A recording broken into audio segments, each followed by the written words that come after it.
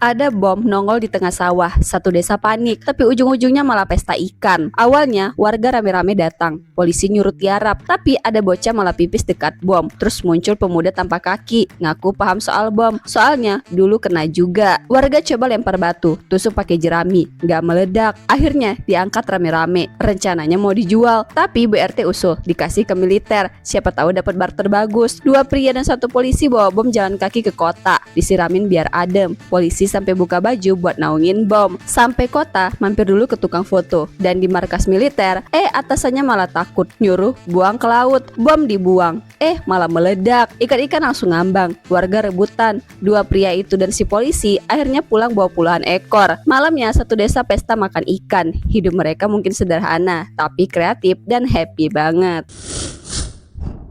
Di tengah panas yang menyengat, satu bunga matahari ini tiba-tiba kebangun gara-gara cipratan air. Dia lihat rumput di seberang disiram air dan hidup enak. Beda jauh sama tempat dia yang gersang banget. Dia pengen pindah, tapi belum sempat bergerak. Satu persatu temennya mati kepanasan. Dia nggak mau nasibnya sama. Dia nekat cabut diri dari tanah dan jalan pelan-pelan ke arah surga itu. Tapi tanah panas banget. Setiap langkah ngebakar akarnya. Jaraknya kelihatan dekat, tapi makin dia jalan, makin berat. Matahari makin nyiksa, badannya makin lemah, dan pas tinggal selangkah lagi, dia jatuh, gagal. Tapi sebelum napas terakhirnya habis, dia lepasin benihnya. Besoknya, anak-anaknya tumbuh subur di tanah yang dia tuju. Mereka dapat air, tanah yang subur, dan hidup tenang. Semua itu karena pengorbanan si bunga matahari.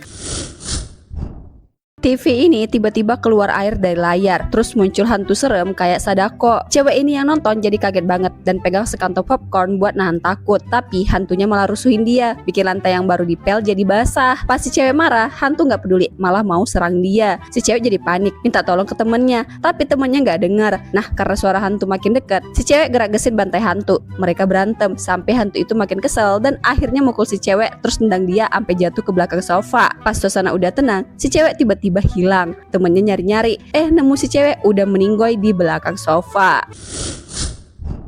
Ada cowok yang nekat banget. Dia minum sesuatu biar cepet tenang, terus naik ke gedung tinggi dan jatuhin diri. Malah bangun santai. Orang-orang panik dikira dia hantu. Ternyata dia makhluk super tangguh, water bear, yang udah hidup 500 tahun. Gak bisa koit. Setahun dia coba berbagai cara buat ngilang, gagal semua. Orang-orang sampai nyerah dan ninggalin dia. Sampai akhirnya muncul cewek misterius, sesama water bear, yang udah lama ngerasa capek tapi gak bisa pergi juga. Mereka dipertemukan sama petugas, dan akhirnya si cowok punya alasan buat terus bertahan. Dia nemuin cinta dari yang ngerti rasa lelahnya. Ada anak cewek yang habis copot gigi, terus giginya dimasukin ke mangkuk dan dikasih soda. Besoknya muncul dunia mini dari situ. Isinya makhluk kecil yang berkembang super cepat dari zaman purba sampai bangun kota pakai gigi si cewek. Tapi pas adik cowoknya usil, dia rusak dunia itu pakai jarinya. Malamnya dunia mini itu balas dendam, nyerang kamar si cowok pakai kapal tempur kecil. Besoknya cahaya aneh muncul dari mangkuk dan si cewek tiba-tiba kesedot masuk. Dia jadi kecil dan hidup di dunia itu, dipuja sebagai pemimpin. Sedangkan adiknya bawa dunia mini itu ke lomba sains dan menang. Akhirnya si cewek terjebak selamanya di dunia ciptaannya, jadi ratu di dunia kecil yang awalnya cuma dari gigi copot. Lagi jalan santai, tiba-tiba pria ini lihat hal yang gak masuk akal. Ada orang yang entah badannya tubuh Gucci atau malah sembunyi di dalam Gucci. Belum habis mikir, orang itu ngeluarin gambar wajah si pria, terus dimakan. Gambar itu dikunyah, berubah jadi pisau dari kertas. Tapi makin ditarik, pisau itu makin panjang, makin tajam, kayak beneran. Ternyata itu senjata buat bunuh dia. Mereka pun mulai berantem. Tapi tiap si pria nyerang, lawannya tinggal sembunyi di Gucci. Susah banget dilawan. Pas lawannya masuk ke Gucci lagi, si pria langsung nusuk dari luar. Tapi pas dilihat, dalamnya kosong. Di pemakaman, cewek yang koit ini tampak seram, kayak masih gak terima dia koit. Keluarganya gak ngerti penyebab kematian dia. Kemudian muncul foto-foto aneh yang isinya kosong, malah ada wajah aneh dan menyeramkan. Tiba-tiba seorang cowok yang rambutnya kepang datang dan gak terima si cewek meninggoy. Dia malah coba buat kasih nafas buatan, malah baku hantam sama keluarga si cewek. Pas itu juga pacar temannya si cewek datang coba kasih kejutan listrik buat nyelamatin dia, tapi malah dilempar keluar jendela. Ya aneh sih, si cewek udah meninggoy masih aja coba diselamatin. Awalnya cuma mau nyuci baju, malah dapat cewek dari mesin cuci. Jadi cowok ini iseng minta bir ke mesin cuci. Beneran keluar. Kata kakek-kakek di sana, itu mesin bisa ngeluarin semua permintaan. Dari situ cowok ini makin jadi, minta duit, dapat, minta jas, dapat, minta cewek cantik, dapat juga. Tapi semua cuma bertahan sehari. Tetap nekat, dia terus minta cewek-cewek baru. Sampai mantannya tahu dan ngamuk, berantem sama salah satu cewek hasil mesin. Kakek tadi sempat ngingetin, jangan minta manusia. Tapi cowok ini cuek. Pas balik, ceweknya udah pergi. Dia sedih, tiba-tiba dia pingsan depan mesin. Terus bangun-bangun udah ada di dalam mesin cuci. Dan di situ dia sadar, jangan-jangan dia sendiri cuma hasil permintaan mantannya. Artinya umurnya tinggal sehari doang. Dua cewek kembar ini cerita soal video horor yang katanya bikin orang mati 7 hari setelah nonton. Belum selesai cerita, mereka langsung tewas bareng. Si cewek panik, langsung cari adiknya. Ternyata satu sekolah udah nonton, cuma dia doang yang belum. Bahkan si kutu buku nekat nonton 8 kali dan tewas juga. Si cewek dan adiknya minta bantuan kakek karena hidupnya tinggal 3 hari lagi. Si kakek nggak takut dan dia nonton videonya. Isinya cewek lompat ke sumur. Abis itu telepon bunyi 7 hari. Mereka cari kepala sekolah tapi malah dicuekin. Muncul cowok rambut merah yang cerita, dulu ada wanita dapat hadiah Valentine berisi kotoran. Karena malu dan depresi, dia bundir dengan lompat ke sumur. 7 hari baru dia ditemukan dan sumurnya langsung ditutup. Si cewek yakin hantu di video itu adalah wanita itu. Dia nekat nonton videonya dan siap dilawan. Tapi pas hantunya muncul dari TV dan mau mencekik, si cewek kasih hadiah Valentine. Si hantu langsung terharu dan mereka malah jadi sahabatan.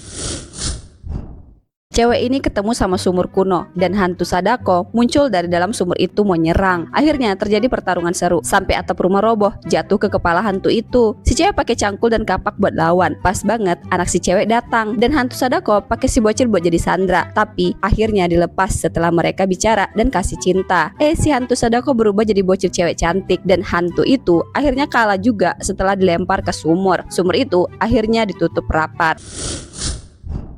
Keluarga ini tinggal di rumah bawah tanah yang tiap hujan jadi kolam. Tapi anaknya dapat kerja di rumah orang kaya. Pelan-pelan satu keluarga ini disusupin semua. Bapak jadi sopir, ibu jadi asisten, adik jadi tukang kebun. Rumah orang kaya pun jadi markas baru.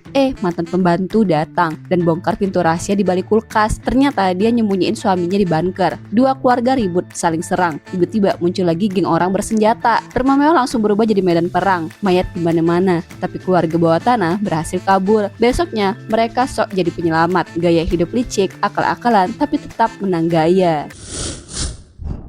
Demi bisa nanam sayur di tanah yang tandus, pria ini malah curi-curi ambil limbah nuklir dari temannya di PLTN. Terus dia siram ke tanah kayak pupuk. Istrinya nggak tahu apa-apa, cuma dikasih kode bakal ada kejutan. Besoknya mereka kaget, tanaman tomatnya numbuh cepat banget. Tapi anehnya, pas dicicipin, rasanya kayak abu udut. Ternyata tomatnya berubah jadi makhluk baru. Bentuknya tomat, rasanya tembakau. Si pria malah kepikiran buat jual, dikasih nama tomat tembakau. Ternyata laku keras. Uang ngalir terus sampai perusahaan udut pun tergiur. Mereka ditawarin 1,5 triliun buat beli semua bibitnya. Tapi istrinya nolak, soalnya tembakau kan bahaya. Gak disangka pas mereka balik ke kebun, bibitnya dimakan hewan. Untung masih ada satu yang selamat. Hewan-hewan itu malah ketagihan, ngamuk nyari tomat tembakau lagi. Demi selamat, semua tomat dibuang. Tapi bos udut keburu ambil satu sampel dan naik pesawat. Tanpa mereka tahu, hewan kerasukan itu udah ngikut di belakang. Detik berikutnya, meledak, pesawat jatuh dan semua musnah.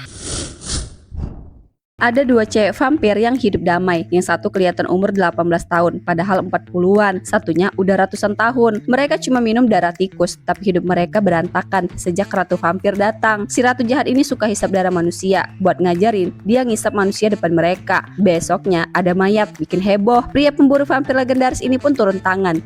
Adik vampir malah jatuh cinta sama anak si pemburu. Cowoknya ganteng, tapi hubungan mereka ribet karena ayahnya udah mulai curiga. Adik vampir sampai tanding biar nggak pucat. Malah gosong. Akhirnya ketahuan juga, tapi cinta tetap lanjut. Sementara itu si kakak vampir ketemu mantannya yang istrinya sakit keras. Demi nolong, dia ubah istrinya jadi vampir juga. Cewek itu langsung sembuh dan awet muda. Sayangnya ratu makin brutal, bunuh orang di restoran. Kakak adik vampir ini akhirnya kerjasama sama pria pemburu buat ngalahin dia. Pertarungan epik pun terjadi di gereja. Ratu dipenggal, hidup lagi jadi tengkorak. Untung pria pemburu ini hancurin dia total. Habis itu si kakak berubah jadi abu. Si adik hidup bahagia bareng cowoknya dan punya anak perempuan yang juga vampir.